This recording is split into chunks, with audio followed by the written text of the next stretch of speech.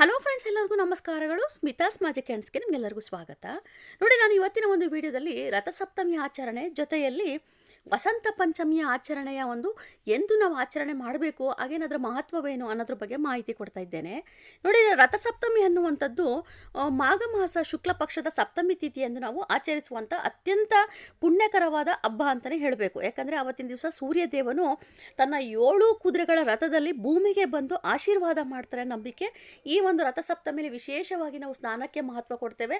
ಸ್ನಾನ ಅಂತಂದರೆ ನಿಮಗೆ ಗೊತ್ತಿರುವಂಥದ್ದೇ, 7 ಎಲೆಗಳನ್ನು, ಎಕ್ಕದ ಎಲೆಗಳನ್ನು ಅದನ್ನು ನಾವು ನಮ್ಮ ಒಂದು ದೇಹದ ಮೇಲೆ ಇಟ್ಕೊಂಡು ನಾವು ಅದನ್ನು ಸ್ನಾನವನ್ನು ಮಾಡುವಂಥದ್ದು. ಹೀಗೆ ನನ್ನ ಪ್ರತಿಯೊಂದು ವಿಚಾರದ ಬಗ್ಗೆ ನಾನು ಒಂದು ಮುಂದಿನ ವಿಡಿಯೋದಲ್ಲಿ ಮಾಹಿತಿ ಕೊಡ್ತೇನೆ.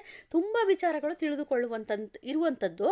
ಹಾಗೆಯೇ ಇದು ನಮಗೆ ಎಂದು ಪ್ರಾರಂಭ ಅಂತ ಅನ್ನುವುದಾದರೆ, ಈ ನಮಗೆ ರಥಸಪ್ತಮಿ ಅಂತಲೂ ಕೂಡ ಕರೀತಾರೆ, ಸೂರ್ಯ ಜಯಂತಿ ಅಂತಲೂ ಕೂಡ ಕರೀತಾರೆ. ಇದು ಪ್ರಾರಂಭ ಆಗುವಂಥದ್ದು ನೋಡಿ, ಮಾಘ ಮಾಸ ಶುಕ್ಲ ಪಕ್ಷ ಸಪ್ತಮಿ ತಿಥಿಯು ಪ್ರಾರಂಭವಾಗುವಂಥದ್ದು 24ನೇ ತಾರೀಕು ಶನಿವಾರ ಮಧ್ಯರಾತ್ರಿ 12 ಗಂಟೆ 40 ನಿಮಿಷ.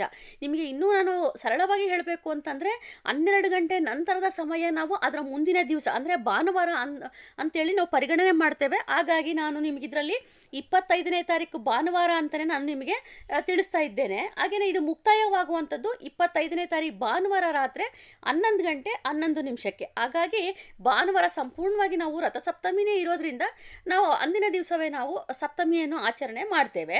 ನಿಮಗೆ ಇದರಲ್ಲಿ ಯಾವುದೇ ರೀತಿ ಕನ್ಫ್ಯೂಷನ್ ಬೇಡ. ಶನಿವಾರ ಮಧ್ಯರಾತ್ರಿ 12:40 ಅಂತ ನಾನು ಏನಕ್ಕೆ ಹೇಳ್ತಾ ಇದ್ದೇನೆ ಅಂತಂದರೆ, 12 ಗಂಟೆ ನಂತರದ ದಿವಸ, ಯಾವುದೇ ಒಂದು ದಿವಸ ಬರಲಿ ನಂತರದ ದಿವಸ ನಾವು ವಾರಗಳನ್ನು ನಾವು ಹೇಳ್ಬೇಕಾಗುತ್ತದೆ. ಹಾಗಾಗಿ ಶನಿವಾರದ ನಂತರದಲ್ಲಿ ಬಂದಿರುವಂಥದ್ದೇ ಭಾನುವಾರ. ಹಾಗಾಗಿ ನಾನು ನಿಮಗೆ 25ನೇ ತಾರೀಕು ಭಾನುವಾರ ಅಂತ ಹೇಳಿ ತಿಳಿಸ್ತಾ ಇದ್ದೇನೆ. ಇದರಲ್ಲಿ ನಿಮ್ಗೆ ಯಾವುದೇ ರೀತಿಯ ಕನ್ಫ್ಯೂಷನ್ ಬೇಡ. ಇದು ನಮಗೆ ವರ್ಷಕ್ಕೆ ಒಮ್ಮೆ ಬರುವಂಥದ್ದು.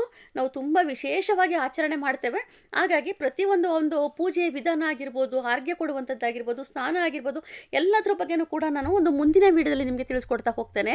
ಹಾಗೆ ನೋಡಿ, ವಸಂತ ಪಂಚಮಿ. ಈ ವಸಂತ ಪಂಚಮಿಯಲ್ಲಿ ವಿಶೇಷತೆ ಏನಪ್ಪ ಅಂತಂದರೆ, ಸರಸ್ವತಿ ಪೂಜೆ ಮಾಡುವಂಥದ್ದು. ನಾವು ವರ್ಷದಲ್ಲಿ 2 ಬಾರಿ ಸರಸ್ವತಿ ಪೂಜೆ ಮಾಡ್ತೇವೆ. ಒಂದು ದಸರಾದಲ್ಲಿ ನಾವು ಆಚರಣೆ ಮಾಡ್ತೇವೆ, ಮತ್ತೊಂದು ಈಗ ವಸಂತ ಪಂಚಮಿಯಲ್ಲಿ ಆಚರಣೆ ಮಾಡ್ತೇವೆ. ವಸಂತ ಪಂಚಮಿ ಅಂದರೆ ಸರಸ್ವತಿ ಪೂಜೆ ಮಾಡುವಂಥದ್ದು.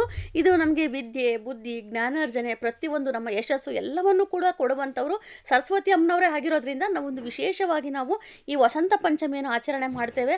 ಅದರಲ್ಲೂ ವಿಶೇಷವಾಗಿ ಪ್ರತಿಯೊಂದು ಮಕ್ಕಳಿಗೂ ಕೂಡ ಇದು ಒಂದು ಎಕ್ಸಾಮ್ ಅಂದರೆ ಪರೀಕ್ಷೆಯ ಕಾಲವಾಗಿರುತ್ತದೆ. ಹಾಗಾಗಿ ಎಲ್ಲರೂ ಕೂಡ ಮನೆಯಲ್ಲೂ ಅಷ್ಟೇ, ನಿಮಗೆ ಗೊತ್ತಿರ್ಬೋದು, ಏನಪ್ಪ ಅಂತಂದರೆ ಸ್ಕೂಲ್ಗಳಲ್ಲೂ ಕೂಡ ಒಂದು ಸರಸ್ವತಿ ಪೂಜೆ ಅಂತೇಳಿ ಮಾಡ್ತಾರೆ. ಇದೇ ಒಂದು ದಿವಸದಲ್ಲೇ ವಿಶೇಷವಾಗಿ ಮಾಡುವಂಥದ್ದು. ಹಾಗಾಗಿ ಮನೆಯಲ್ಲೂ ಕೂಡ ನೀವು ಆಚರಣೆ ಮಾಡಬೇಕಾಗುತ್ತದೆ. ಇದು ನಮಗೆ ಎಂದು ಆಚರಣೆ ನಾವು ಮಾಡ್ತೇವೆ ಅಂತಂದರೆ, 23ನೇ ತಾರೀಕು ಶುಕ್ರವಾರ ಬೆಳಗಿನ ಜಾವ 2 ಗಂಟೆ 29 ನಿಮಿಷಕ್ಕೆ ಪ್ರಾರಂಭವಾಗಿರುವಂಥದ್ದು. ಮುಕ್ತಾಯ 24ನೇ ತಾರೀಕು ಶನಿವಾರ ಬೆಳಗಿನ ಜಾವ 1 ಗಂಟೆ 47 ನಿಮಿಷಕ್ಕೆ ಮುಕ್ತಾಯವಾಗುತ್ತದೆ. ನಾವು ಆಚರಣೆ ಮಾಡಬೇಕಾಗಿರುವಂಥದ್ದು 23ನೇ ತಾರೀಕು ಶುಕ್ರವಾರ ವಸಂತ ಪಂಚಮಿಯನ್ನು ಆಚರಣೆ ಮಾಡ್ತೇವೆ. ಹಾಗೆಯೇ 25ನೇ ತಾರೀಕು ಭಾನುವಾರ ರಥಸಪ್ತಮಿಯನ್ನು ಆಚರಣೆ ಮಾಡ್ತೇವೆ. ಇನ್ನು ಪೂಜೆಯ ವಿಧಾನ ಪ್ರತಿಯೊಂದ್ರ ಬಗ್ಗೆನೂ ಕೂಡ ನಾನು ಒಂದು ಮುಂದಿನ ವಿಡಿಯೋದಲ್ಲಿ ನಿಮಗೆ ತಿಳಿಸ್ಕೊಡ್ತಾ ಹೋಗ್ತೇನೆ. ಸೊ ಇವತ್ತು ನಾನು ನಿಮಗೆ ತಿಳಿಸ್ಕೊಟ್ಟಿರೋಂಥ ಮಾಹಿತಿ ಹೇಗಿತ್ತು ಅಂತೇಳಿ ಒಂದು ಕಮೆಂಟ್ ಮಾಡಿ, ಲೈಕ್ ಮಾಡಿ, ಶೇರ್ ಮಾಡಿ, ಹಾಗೆಯೇ ಸಬ್ಸ್ಕ್ರೈಬ್ ಮಾಡ್ಕೊಳ್ಳಿ. Thank you.